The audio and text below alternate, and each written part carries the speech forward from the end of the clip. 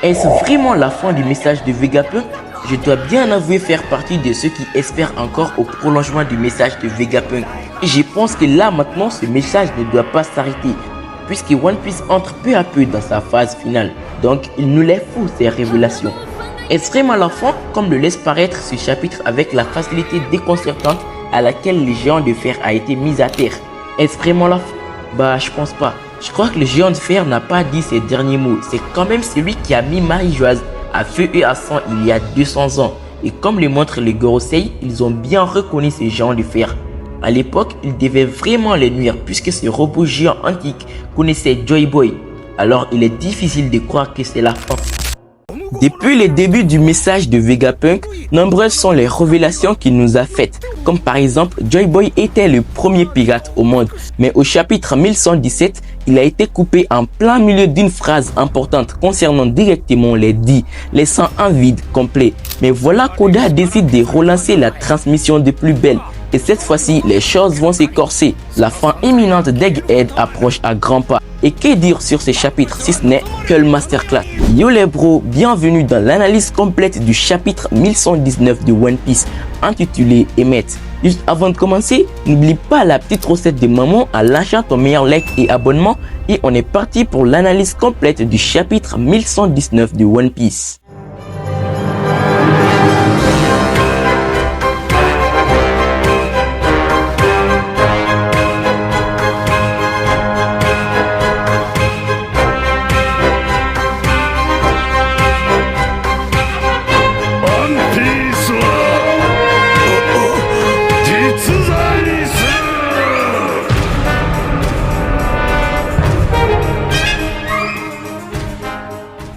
Avant de commencer cette review, je tenais infiniment à vous remercier pour les 100 premiers abonnés. Franchement, merci. Pour ça, j'ai un big news pour vous. C'est le temps pour les gros projets. La chaîne manga que j'avais créée genre il y a 2 ou 3 ans, eh bien ça repart de plus belle. Je tiens à vous dire que la première vidéo est en cours de préparation. Donc foncez vite en description pour rejoindre l'équipage Shamsku Reviews en vue d'exorciser les plus puissants fléaux de ce monde. Avant d'aller plus loin, je vous balance la bande-annonce.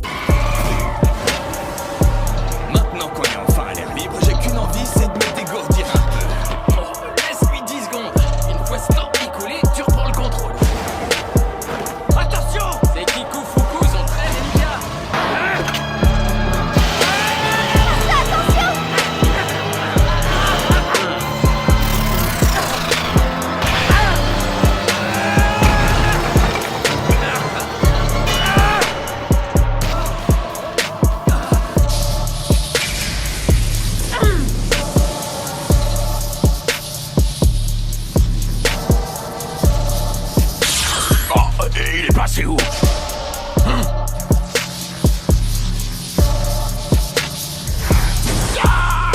Je n'ai rien d'un héros de la justice. Je ne défends aucun idéal. En revanche, jamais je ne laisserai quelqu'un faire du mal à mes amis.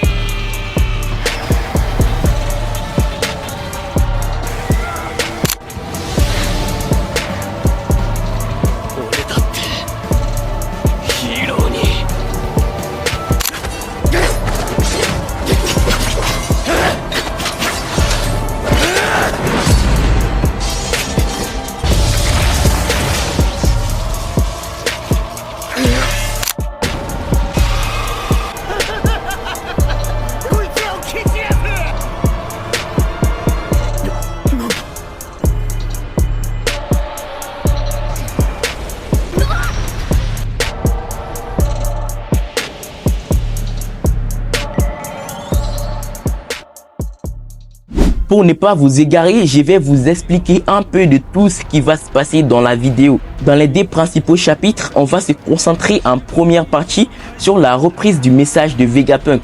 Donc, qu'est-ce qu'il voulait dire encore une fois? En deuxième partie, on va s'intéresser au flashback du robot géant antique, de son vrai nom Emmet. Donc, asseyez-vous confortablement et préparez de quoi grignoter. Car vous êtes prêts? Il est temps de commencer la review à la méthode Shams.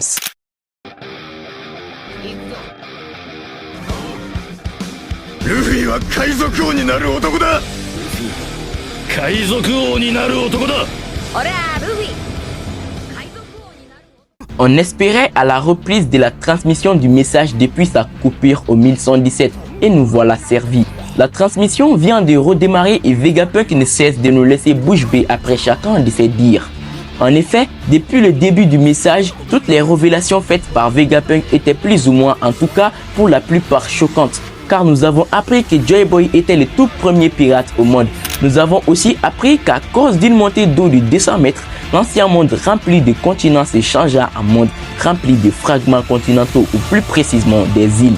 De quelle volonté parle Vegapunk et quels sont les gens qui ont souffert à cause de cette volonté qui d'après lui est comme un testament? Eh bien c'est la volonté du Joy Boy et plus directement ceux qui ont souffert de cette volonté sont les dits eux-mêmes.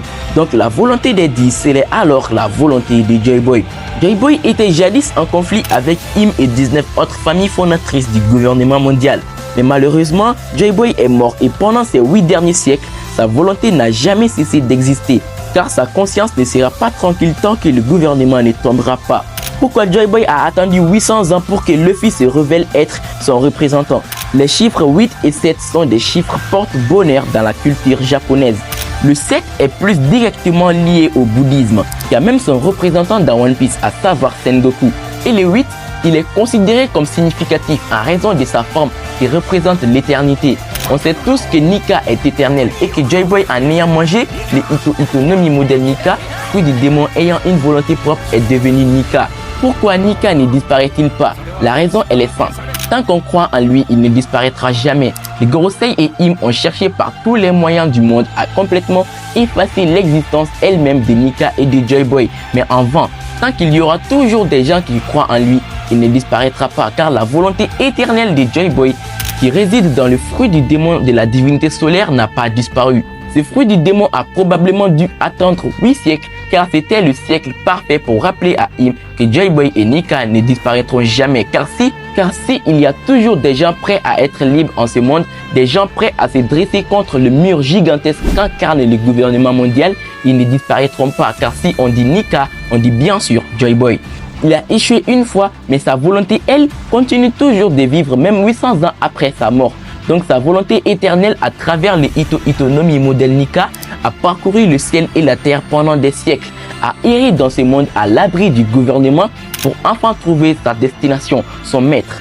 L'ère actuelle est l'ère qu'attendait Joy Boy avec impatience avant de s'éveiller. Donc comme le chiffre 8 est un chiffre porte-bonheur, 8 siècles après la défaite de Joy Boy, à savoir aujourd'hui, quelqu'un dont le rêve est de devenir le roi des pirates, donc l'homme le plus libre au monde, quelqu'un qui était attendu par Joy Boy pendant ces 8 derniers siècles pour qu'il puisse mettre fin à la grande guerre du siècle oublié, j'ai nommé Monkey D. Luffy. Accompagné par ses nombreux amis dont des armes antiques, il va renverser avec les autres D le gouvernement mondial, donc mettre fin au siècle oublié.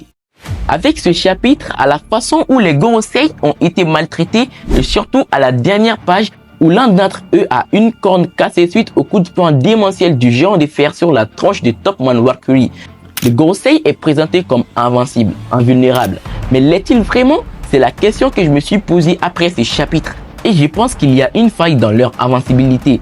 Luffy en Gear 5 qui a envoyé balader Kaido au 100 mètres, pourtant présenté comme la créature la plus forte au monde, la plus résistante d'ailleurs, n'a pu donner de dommages aux Gorosei. C'est là que je viens à m'intéresser à leur pentagramme. On sait qu'en termes d'invocation, le pentacle est une amulette utilisée dans les invocations magiques, généralement faite de parchemin, de papier ou de métal, sur laquelle le symbole de l'esprit ou de l'entité invoquée est dessiné.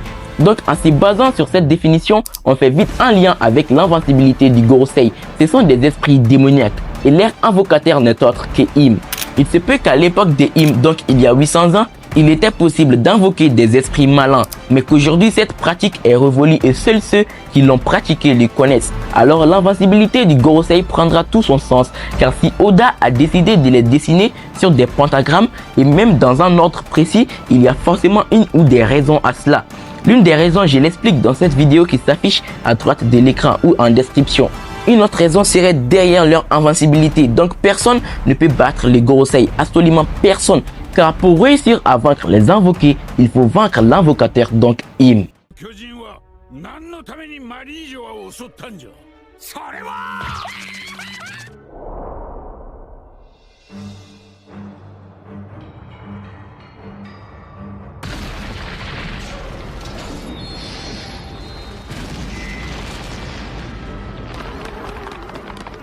エネルギー不足で被害はなかったと聞いている。あまりに場違いすぎるその科学力に。結局のところこの鉄の巨人がどこから現れ。